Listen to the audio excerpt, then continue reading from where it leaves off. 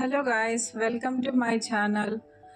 Today మన recipe వచ్చేసి tasty and healthy సింపుల్గా కుక్కర్లో చేసుకునే మునక్కాయ సాంబార్ రెసిపీని చూపించబోతున్నాను. ఈ రెసిపీస్ కోసం మనం ముందుగా ఒక గిన్నె తీసుకొని అందులో ఒక 40 to 50 గ్రామ్స్ టూర్ దాల్ అంటే కందిపప్పును వేసుకోవాలి. హ్యాండ్ఫుల్ చెప్పాలంటే 2 to 3 హ్యాండ్ఫుల్ ఆఫ్ కందిపప్పు ఉంటుంది. ఇలా తీసుకున్న కందిపప్పును మనం మినిమం 2 to 3 టైమ్స్ మంచిగా వాష్ చేసుకొని ఇలా పక్కన పెట్టుకోండి. ఇలా పక్కన పెట్టుకున్న దాంట్లో మనం కందిపప్పు మునిగే వరకు వాటర్ పోసుకొని మినిమం ఒక 4 to 5 అవర్స్ నానబెట్టుకోండి. లేదు అంటే ఓవర్ నైట్ సోక్ చేసుకోండి. ఎందుకంటే మనం సోక్ చేయడం వల్ల పప్పులో ఉన్న గ్యాసెస్ అన్నీ రిలీజ్ అయిపోతాయి. పప్పు తిన్న వారికి గ్యాస్ ప్రాబ్లం రాకుండా ఉంటుంది. కాబట్టి మినిమం 4-5 అవర్స్ నానబెట్టుకోండి ఇలా. లేదంటే ఒకరోజు ముందు నైటే నానబెట్టేసుకోండి, నెక్స్ట్ డే వండుకునేలా ఉంటాయి. సో నేను ఇక్కడ 5 అవర్స్ నానబెట్టిన తర్వాత పప్పు ఇలా సోక్ అయిపోయింది. అండ్ మునక్కాయ సాంబార్ కోసం నేను ఒక 250 గ్రామ్స్ మునక్కాయల్ని తీసుకొని ఇలా చిన్న చిన్న ముక్కలుగా కట్ చేసి అందులో మునిగే వరకు వాటర్ పోసి పక్కన ఉంచుకున్నాను. సో ఇప్పుడు మనం సాంబార్ కోసం ఒక కుక్కర్ తీసుకొని అందులో మనం 5 అవర్స్ నానబెట్టుకున్న కందిపప్పును వేసుకోవాలి.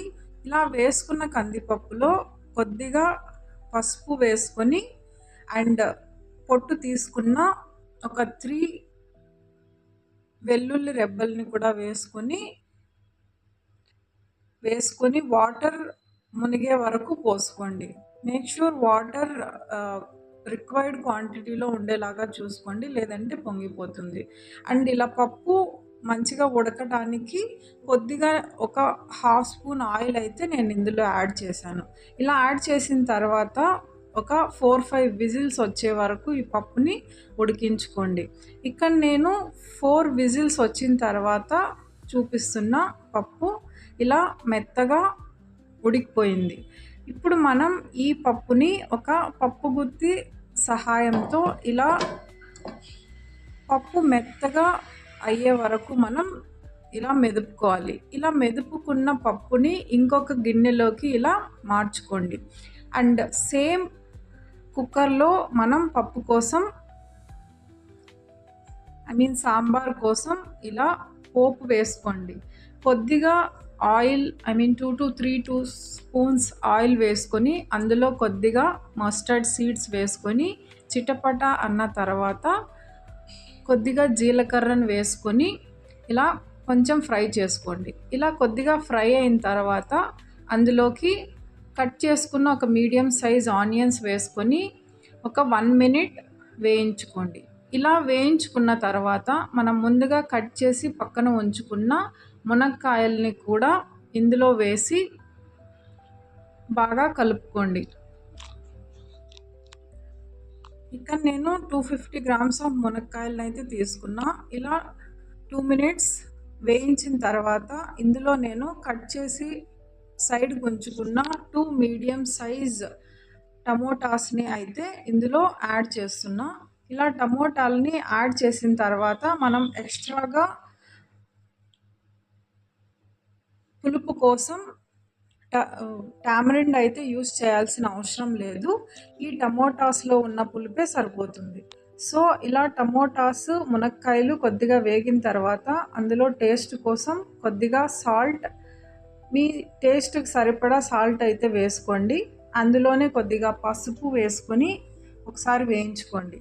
అందులోనే కొద్దిగా కారం అండ్ సాంబార్ కోసం మనం ఒక ప్యాకెట్ ఇలా సాంబార్ పొడిని అయితే కంప్లీట్గా వేసుకోవాలి. ఇలా పొడి అన్నీ వేసి కొద్దిగా ఒక 1 to 2 minutes వేయించిన తర్వాత ముందుగా మనం ఉడికించి పక్కన పెట్టుకున్న పప్పునైతే ఇందులో వేసుకోవాలి. ఇలా నేను ఉడికించిన పప్పునైతే ఇందులో వేస్తున్నాను. అండ్ అదే గిన్నెలో కొద్దిగా వాటర్ పోసుకొని మళ్ళీ నేను సాంబార్లోకి అయితే వేసాను. ఇలా వేసిన తర్వాత ఒకసారి బాగా మిక్స్ చేసుకొని మనం టేస్ట్ సాల్ట్ అండ్ కారం సరిపోయిందో లేదో చెక్ చేసుకొని, సరిపోకపోతే కొద్దిగా సాల్ట్ అండ్ కారంని కూడా యాడ్ చేసుకొని ఉడికించుకోండి. ఇక్కడ నేను సరిపోయే క్వాంటిటీలోనే వేశాను కాబట్టి ఎక్స్ట్రా సాంబార్ కోసం ఇంకొక గ్లాస్ ఆఫ్ వాటర్ని ఇందులో యాడ్ చేశాను. ఇలా యాడ్ చేసిన తర్వాత మనం కొద్దిగా చిన్న చిన్న ముక్కలుగా కట్ చేసి పెట్టుకున్న కొత్తిమీర కాడల్ని కూడా ఇందులో వేసుకోండి. ఇప్పుడు మళ్ళీ ఒకసారి దీన్ని బాగా మిక్స్ చేసుకొని ఇలా కుక్కర్ మూత పెట్టి ఒక 3 to 4 విజిల్స్ వచ్చే వరకు బాగా ఉడికించుకోండి. ఇక్కడ నేను 3 విజిల్స్ వచ్చే వరకు ఉడికించుకొని పక్కన పెట్టుకున్నా.